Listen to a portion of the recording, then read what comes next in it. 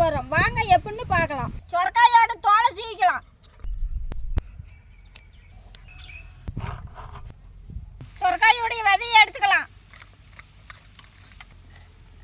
சொரக்காயை காய் சொன்னியில் சொண்டிக்கலாம். சீவன சொரக்காயை தண்ணி இல்லாத புளிஞ்சிக்கலாம்.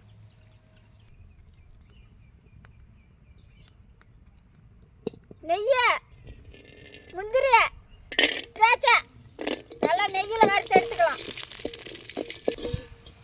இதே நெய்யில் சொரக்காயை வணக்கலாம்.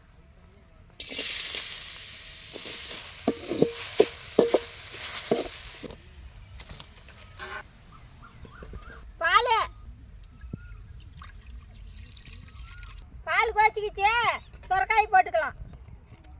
கொஞ்ச நேரம் பால்லேயே சொரக்காய் வேகட்டும்.